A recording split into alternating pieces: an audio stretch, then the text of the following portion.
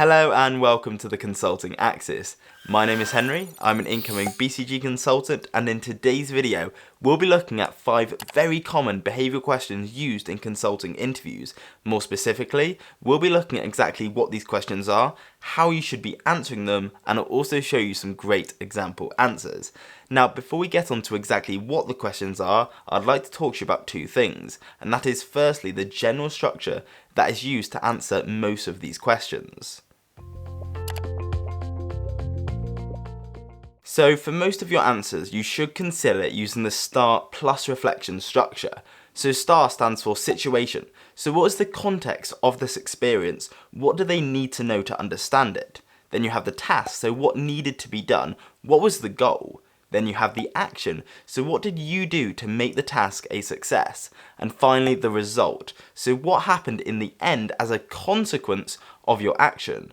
Now, in most industries, this will suffice, but in consulting, it's really important to show reflection. So what did you learn from it? What did you do well? What do you think you could do better, and what would you change next time?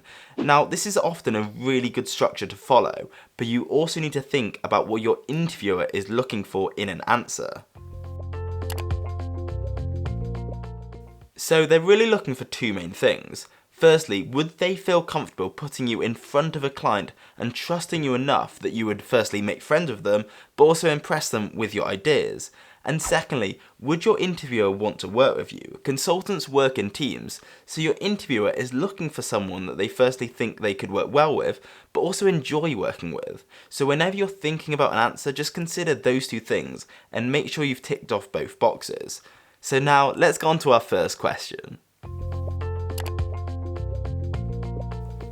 So the first question is, tell me a time you've worked successfully in a team. Now, I've touched on the fact that consultants work in teams, so showing them you can do this is obviously going to be very important. Now, this question is perfect for the STAR plus reflection structure, but the biggest mistake I see people make is that in the action part, they focus too much on what someone else did. Your interviewer is interviewing you, so they want to see how you can work well in the team. So when you think of a situation, try to talk about one that emphasises your team working skills, not someone else's. So some skills that are good to show in this answer are firstly time management, so that's normally relating to project deadlines, organisational skills, empathy, so understanding other people's emotions, and communication, so can you talk in an effective and efficient manner? So now let me take you through a good example answer. When I was in my 2nd year of university, I played violin for the university's orchestra. We were preparing for the big end-of-year show, which was in a week, and we were quite a lot behind schedule. I was trying to think of what we could do, and I noticed that this one trumpet player had far too much to do, and that was the main reason why we were struggling. I therefore spoke to the orchestra and the composer about it, and suggested that we split his part into 2, and bring someone else in to do one of the parts to reduce the workload. We took a vote, and it was decided that we brought someone else in to do one of the halves. After this, we got back on track and gave a great performance at the show, which I don't think we would have been able to do if we kept at the trajectory we were on before. Looking back on it, I'm glad I spoke up about my idea, but I think I could have gone about it slightly differently, in the sense that I would have spoken to the trumpet player about the idea before talking to the rest of the orchestra, just to make sure he was okay with the suggestion before I raised it to the group. Now, I'm not saying this is a common question because there are lots of conflicts in consulting, but like I said, you are constantly working in teams, so there are bound to be disagreements, and even potentially disagreements with you and the client, so they need to know that you'd be able to deal with these in a calm and collected manner. Now, what they really want to see is that you're a good listener and empathetic towards opposing views, and don't suddenly get defensive when someone disagrees with you. So now, let me take you through a good example answer. In the summer, before I started university, I worked as a waiter in a local restaurant, and I had a disagreement with the manager.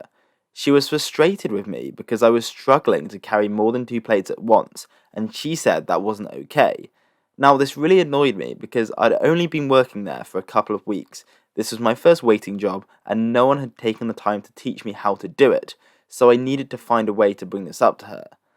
I decided to wait until after dinner service to speak to her, and I then explained how I'd only been working there for a short amount of time and I would really be willing to learn if someone could take the time to teach me because it wasn't something that came naturally to me.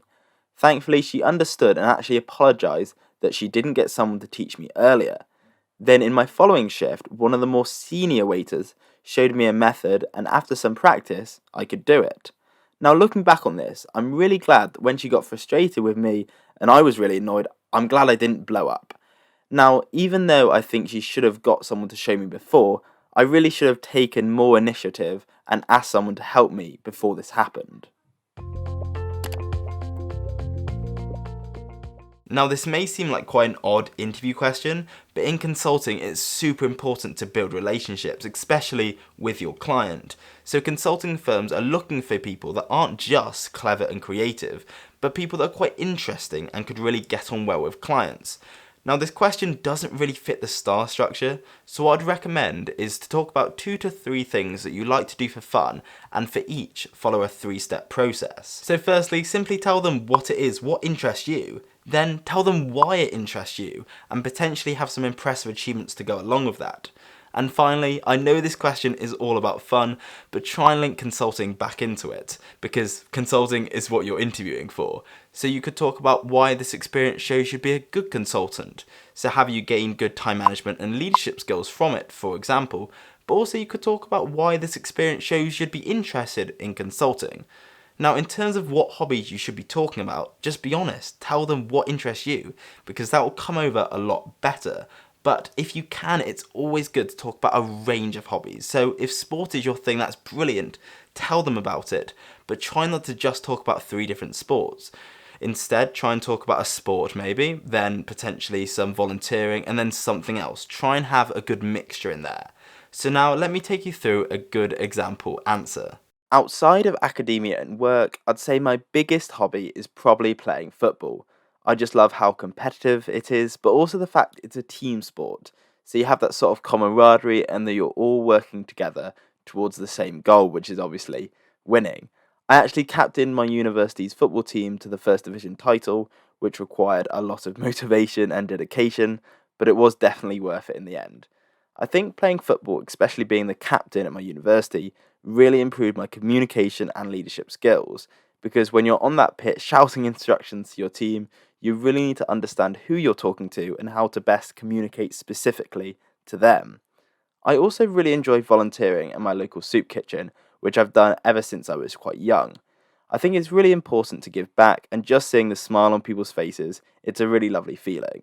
Now, trying to manage this alongside my studies and my sports was always tough, but I really wanted to, and with some time management strategies, I managed to make it work.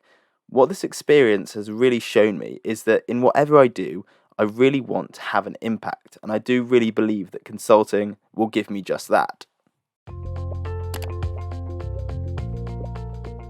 Now, if you're looking for an entry-level role, they're not asking you this question because they expect you to lead people straight away, because you won't.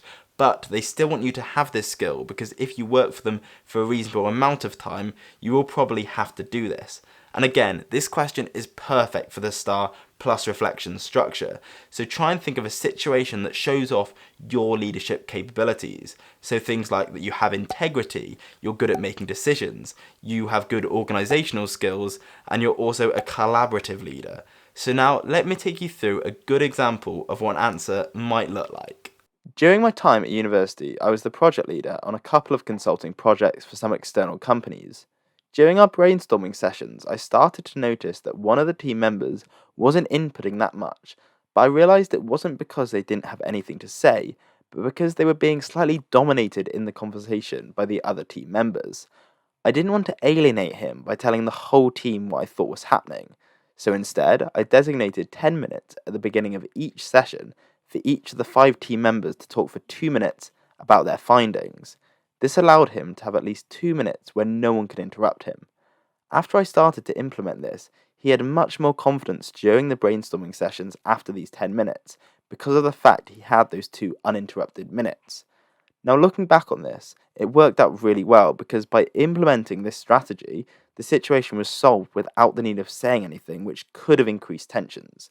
I think what I would have done if there were still issues would have been to talk to him individually and simply asked what I could do to try and help the situation. Before moving on to the next question, I do want to say that talking about consulting specific experiences is really good because it shows them you've had a long lasting interest to work in consulting and haven't just applied to it on a whim. But on the flip side, make sure you don't just talk about consulting because they do want to hear about a wide range of experiences as well. So now let's go on to the next question.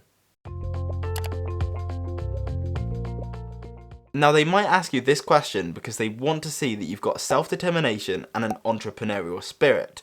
Now having someone that's successful and clever is all well and good, but if they've only been successful in things they've been forced to do like academic exams, then that's not showing that entrepreneurial drive that will make you a successful consultant. So this question really wants you to talk about some sort of project you've undertaken or maybe a business that you've set up that firstly is impressive, it makes the interviewer go wow, secondly shows them you have the skills for consulting, and thirdly shows that self-motivation they really want to see. Now again, this question is perfect for the STAR plus reflection structure. So now let me take you through an example of what a good answer might look like. Last summer, I had an internship with an investment bank working in their trading department. A large part of what I had to do every morning was to find articles on certain news websites that mentioned certain companies we were interested in and what they were saying about the companies.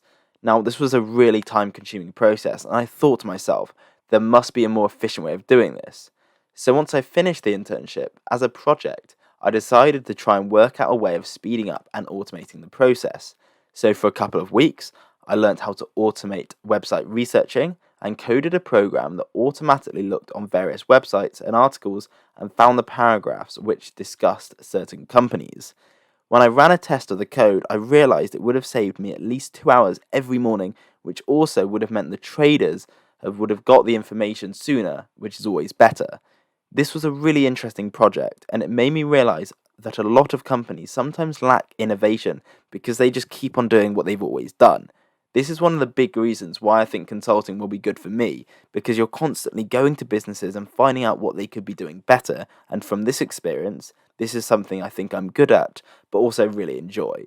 So I really hope you found all the tips and examples in this video useful, and if you did, make sure to leave a like because it really does help me out a lot, and subscribe if you haven't already.